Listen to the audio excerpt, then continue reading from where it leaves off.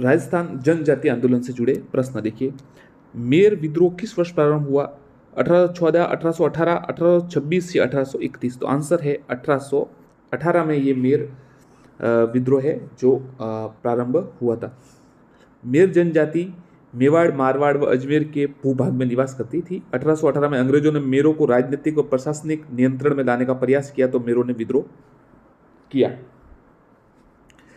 1818 में अजमेर के superintendent F विल्डर ने मेरवाड़ा में जग काम में समझौता कर लिया था। अगला प्रश्न देखते हैं। 1822 में मेरों से गठित मेरवाड़ा बटालियन का मुख्यालय था अजमेर, नसीराबाद, बियावर या भीलवाड़ा? तो आंसर है बियावर में। 1822 में मेरों से गठित मेरवाड़ा बटालियन का मुख्यालय था बियावर में। मेरों को नियंत्रण करने के लिए सन 1822 में मेरवाड़ा बटालियन की स्थापना की गई थी, जिसका मुख्यालय बियावर में स्थापित किया गया था। अगला प्रश्न देखते हैं। राजस्थान में प्रथम भील विद्रोह कब व कहाँ हुआ? तो उदयपुर, 1818 उदयपुर, 1821 उदयपुर, 1824 उदयपुर सिरोही या 1831 सिरोही? तो आंसर है 1818 उदयपुर। राजस्थान में प्रथम भील विद्रोह 1818 उदयपुर में। भील अपनी पाल के समीप ही गांवों में रखवाली, चौकीदारी नामक कर तथा अपने क्षेत्र से गुजरने वाले माल व यात्रियों से बुलाई यानी सुरक्षा कर नामक कर वसूलते थे और इसके लिए ये। अगला प्रश्न देखते हैं। बांसवाड़ा में भील विद्रोह कब हुआ? 1846, 1818, 1822 या 1824?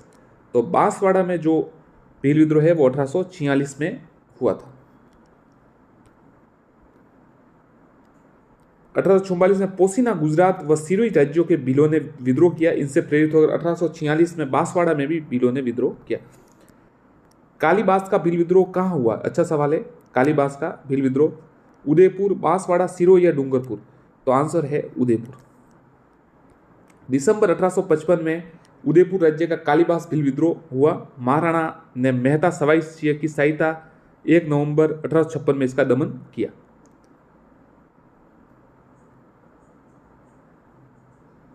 अठारह में किस क्षेत्र के भीलों ने विद्रोह किया?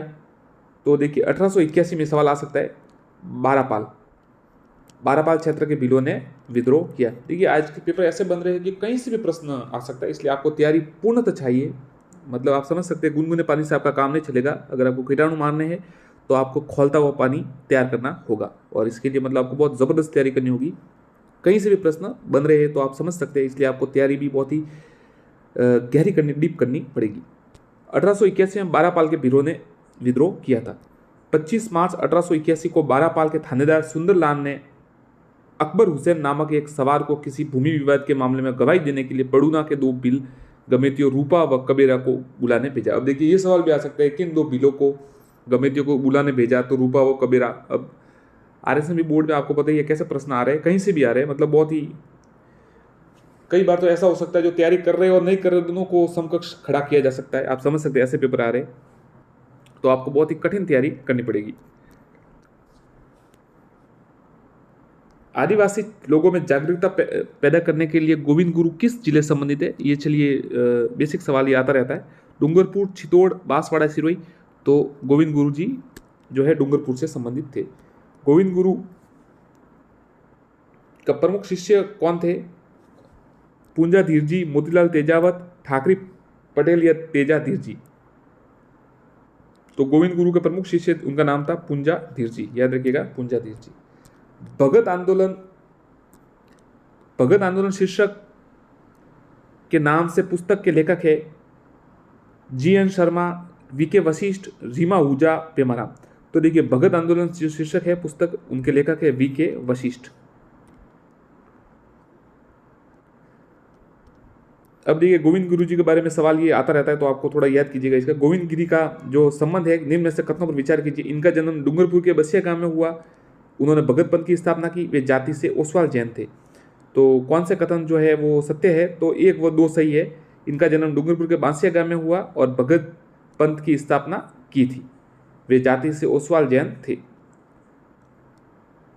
अब इनके बारे में पूरा जान लीजिए। ये देखिए जन्म तिथि 20 दिसंबर 1858। इनमें से एक प्रश्न जरूर आता है तो थोड़ा याद कीजिएगा। आपको पता होगा जब अब जो प्रश्न आ रहे हैं वो काफ़ी विस्तृत आ रहे हैं और कूट में आ रहे हैं, मतलब आपको कौन सा कथन सत्य है असत्य वो आना है तो थोड़ा गहरी तैयारी करनी, पहले ऐसे पेपर नहीं आते थे, अब ज़्यादा विस्तृत आने लगे। जन्म तिथि 20 दिसंबर 1858, जन्म स्थान बांसिया बेड़सा डूंगरपुर, वंश बंजारा, प्रारंभिक पेशा किसान, बाद में सन्यासी, गुरु राजगिरी जी बूंदी, प्रथम शिष्य कुरिया सुराता गांव डूंगरपुर, प्रथम धूणी छाणी डूंगरी, प्रमुख शिष्य पुंजाधीर जी, गतिविधि केंद्र बेड़सा डूंगरपुर, प्रमुख संस्था संप सभा भगत पंथ, मृत्यु 30 अक्टूबर 1931, समाधि मंदिर ये देखिए याद रखिएगा, समाधि कहाँ पर है, ये कंबोई गुजरात में, कंबोई गुजरात में। प्रसिद्ध गीत अंग्रेजिया नी मानू रे नी मानू, और भगत आंदोलन पुस्तक के लेखक है वी के वशिष्ठ। तो इनके बारे में आप जानकारी आपको मिल गई है। अगला प्रश्न देखते हैं, भगत आंदोलन किस क्षेत्र से शुरू हुआ था? तो देखिए भगत आंदोलन डूंगरपुर बांसवाड़ा से शुरुआत हुई थी। भगत आंदोलन किसके द्वारा प्रारंभ किया गया?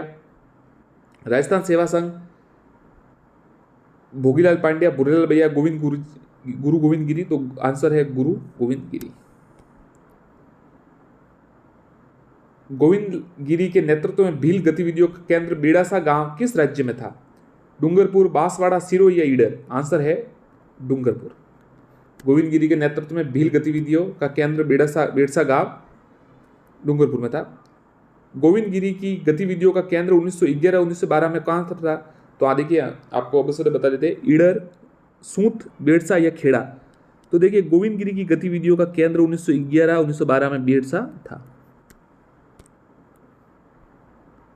गोविंद गुरु किस आंदोलन के नेता थे? तो भील आंदोलन के नेता थे। गोविंद गिरी के नेतृत्व में भील गतिविधियों का केंद्र बेड़सा गांव किस राज्य में था? तो डूंगरपुर राज्य में था।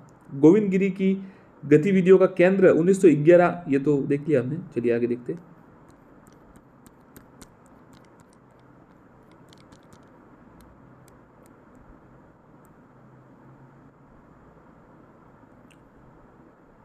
दौलत सिंह व गोविंद राम का संबंध किस विद्रोह से था? अच्छा सवाल है, ध्यान रखिएगा, ऐसे सवाल आते हैं। दौलत सिंह व गोविंद राम का संबंध किस विद्रोह से था? मेर विद्रोह, मीणा विद्रोह, भील विद्रोह या ग्रासिया विद्रोह?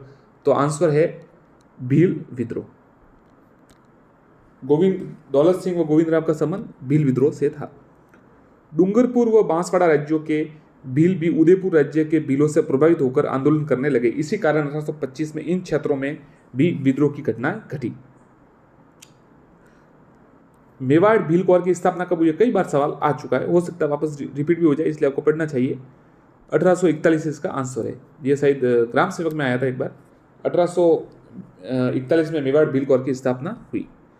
वैसे अब सवाल ऐसे सीधे डायरेक्ट नहीं आते, वो उसमें आते और 2-3 ऑप्शन और भी आते हैं, आपको सही गलत एक काटना पड़ता है, एलिमिनेट करना पड़ता है, इस प्रकार सवाल आते हैं। तो आपको थोड़ी तैयारी, देखिए मैं आपको सही बता दूं, जब हमने परीक्षा दी थी, जब हम शिक्षक बने, टीचर बने, उस समय तक इतने मतलब लेवल के पेपर नहीं आते थे। आपको सही बात बता देता हूँ, उस समय पेपर कठिन आते थे, पर मतलब आप पढ़ते थे उसमें से आ जाता था। अब की बार अब जब हम पेपर देखते हैं तो थोड़ा सा आप समझ सकते हैं कि मतलब बाहर से कुछ समझ सकते हैं कि मतलब कई बार तो ऐसा होता है कि भले आपने जितना परिश्रम किया तैयारी की, सब कुछ किया, पर कई बार ऐसा होता है कि जिन्होंने कुछ नहीं किया, भले 1-2 महीने किया, वो भी आपके बराबर आ सकते हैं। तो आप समझ सकते हैं, इसलिए आपको बहुत ज़्यादा परिश्रम करने की जरूरत है। जो हाल ही में अभी नए युवा जो तैयारी कर रहे हैं, उनको अत्यधिक परिश्रम करने की आवश्यकता है। आपको साधारण तैयारी से आपका सिलेक्शन संभव नहीं लगता, इसलिए आप महान परिश्रम के सिवा आपको सफलता नहीं मिल सकती। इसलिए आप बहुत तैयारी कीजिए, भले यहाँ से कीजिए, कहीं से भी कीजिए, जहाँ से पढ़ना चाहे पढ़िए, बस पढ़ते रहिए।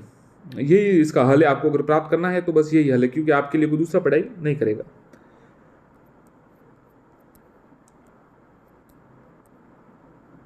गमेती नीमा, देखिए ये सवाल, हाँ देखिए ऐसे सवाल बनते हैं, बस सवाल ऐसे ही बनते हैं। देखिए ये कलाम का जो आंसर है, जो कलाम जो है इनकी बुकलेट से ये प्रश्न है। तो देखिए कलाम कोचिंग अच्छे प्रश्न बनाए इन्होंने वास्तव में। गामेती, नीमा, खेमा, जोयता आदि नेताओं का संबंध किस जनजातीय आंदोलन से था? आंसर है भील आंदोलन। गामेती, नीमा, खेमा, जोयता, तो ये भील आंदोलन से संबंधित थे।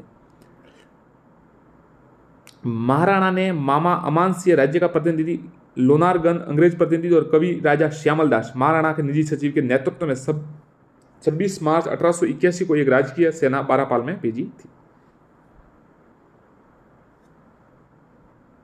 देखिए 25 अप्रैल 1881 को महाराणा के निजी सचिव श्यामल दास जी ने सिखदेव जी के मंदिर में पुजारी खेमराज जी के माध्यम से भील नेताओं से समझौता कर लिया था। सामाजिक सुधारक गोविंद गुरु जी का जन्म बंजारा परिवार में हुआ। अब देखिए सवाल ये ऐसा आता है, देखिए ये आप सही गलत बताना है आपको। गोविंद गुरु के विषय में निम्न में से कौन सा कथन असत्य है? गोविंद गुरु बंजारा जाति के थे। गोविंद गुरु का जन्म 1858 में डूंगरपुर के पालपट्टा में हुआ। गोविंद गुरु ने बासिया ग्राम में धुनी व निशान की स्थापना की। गोविंद गुरु ने भीलों के धर्म सत्य मार्ग पर चलने का उपदेश दिया। तो दूसरा ये जो है बी गलत है। गोविंद गुरु का जन्म 1858 में डूंगरपुर के पालपट्टा में हुआ, तो ये गलत है।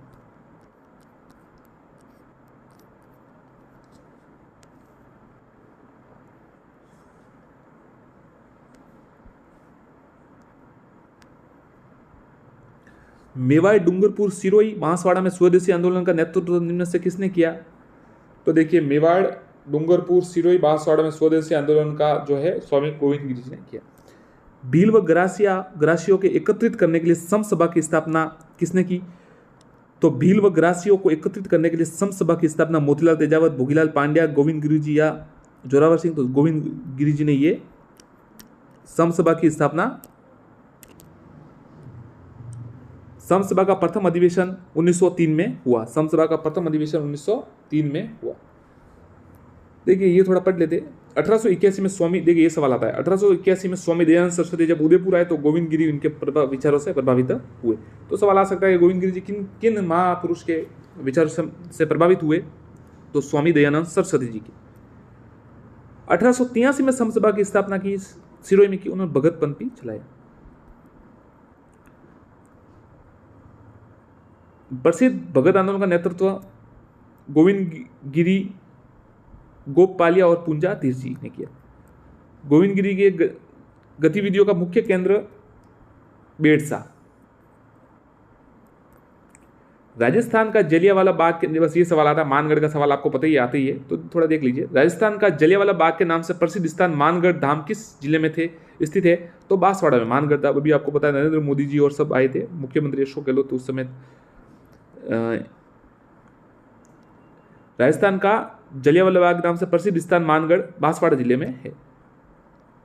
गोविंद गिरी जी के नेतृत्व में भील आंदोलन को दबाने के लिए मानगढ़ का जनसंहार किस वर्ष हुआ? अच्छा सवाल। 17 नवंबर 1913, माफ कीजिएगा, 17 नवंबर 1913 को हुआ। नवंबर 1913 में गोविंद गिरी के नेतृत्व में बांसवाड़ा जिले में मानगढ़ की पहाड़ी पर आदिवासियों का एक सम्मेलन आयोजित किया गया। 10 नवंबर 1913 तक मेवाड़ भील कोर की राजपूत रेजिमेंट 104 वेलीजली राइफल्स, बड़ौदा व जाट रेजिमेंट अहमदाबाद के सैनिकों ने मानगढ़ पहाड़ी को चारों ओर से घेर लिया तथा वार्ता विफल होने के बाद 17 नवंबर 1913 को अश्विन पूर्णिमा, देखिए अश्विन पूर्णिमा स्रोत कौन सा है? पुरानी आरबीएससी बीएल पनगाड़िया। अश्विन पूर्णिमा के दिन कर्नल शटन के आदेश पर, ये देखिए कर्नल शटन के आदेश पर मेजर हैमिल्टन, मेजर एस बेले व कैप्टन स्टॉकले के अगुवाई में संयुक्त सेना अंधाधुंध गोलियां चलाई, जिसमें 1500 भील मारे गए और गोविंद गिरी और पुंजा भील को बंदी बना दिया गया। मानगढ़ हत्याकांड राजस्थान में जलियांवाला बाग हत्याकांड नाम से या बागड़ का जलियांवाला बाग हत्याकांड के नाम से जाना जाता है। मोतीलाल तेजावत कौन से ठिकाने में कामदार थे? तो आंसर है झाड़ोल ठिकाने में। ये देखिए आप थोड़ा याद रखिएगा, झाड़ोल ठिकाने में कामदार थे। शोभालाल गुप्ता द्वारा किस स्थान पर हरिजन व भीलों के विकास हेतु एक आश्रम की स्थापना की गई? अच्छा सवाल है, सागवाड़ा में, ध्यान रखिएगा। शोभालाल गुप्ता द्वारा हरिजन व भीलों के विकास हेतु सागवाड़ा।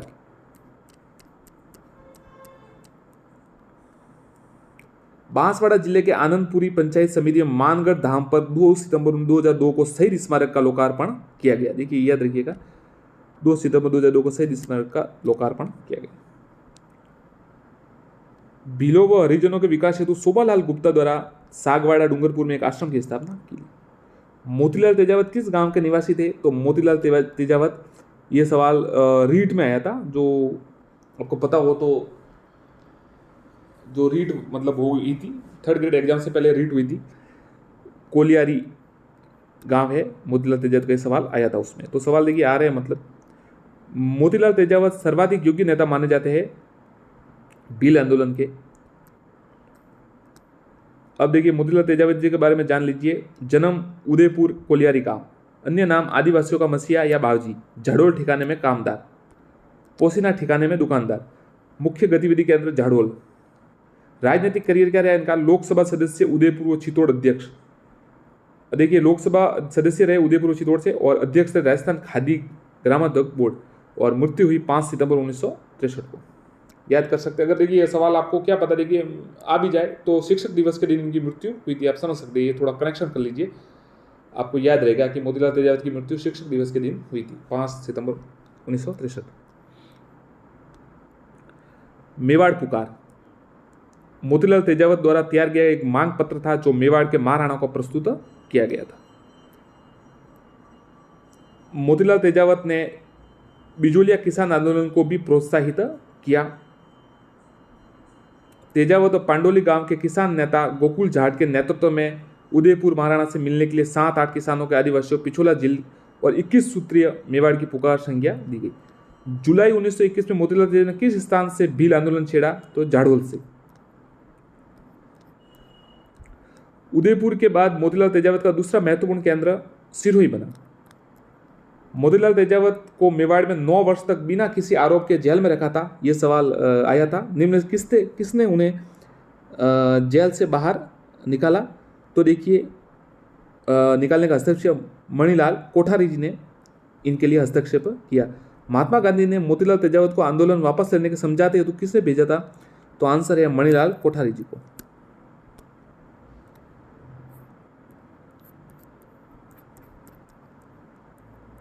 सूरजी भगत राजस्थान के किस जनजाति के धार्मिक सामाजिक सुधारक थे, नेता थे? तो आंसर है भील। सूरजी भगत थे भील जनजाति के। मेवाड़, वागड़ और पास के क्षेत्रों में भीलों में सामाजिक सुधार लसोड़ी आंदोलन का सूत्रपात किसने किया? तो मावजी ने, संत मावजी।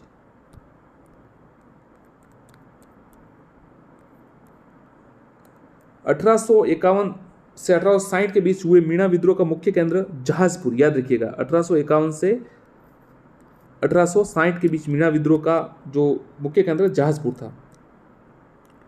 मीणा विद्रोह का सामना करने हेतु 1855 ईस्वी में सैनिक छावनी कहां स्थापित की गई? देवली में।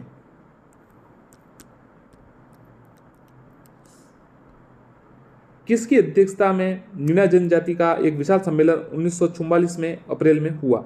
नीम का थाना में। तो आंसर है मगन सागर जी महाराज। मगन सागर जी महाराज की अध्यक्षता में हुआ। यह सवाल आता है तो आप ध्यान रखिएगा। 1945 में मीणा सुधार समिति का सम्मेलन कहाँ आयोजित किया गया था? आंसर है श्री माधोपुर सीकर। ध्यान रखिए 1945 में मीणा सुधार समिति का श्री माधोपुर सीकर। जयराम पेशा अधिनियम कब रद्द किया गया? बहुत ही अच्छा सवाल है, कई बार आ चुका है, आ भी सकता है। देखिए जयराम पेशा अधिनियम था 1952 में, मतलब आजादी के बाद इसको रद्द किया गया। चलिए साथियों, अगले वीडियो में मिलते हैं।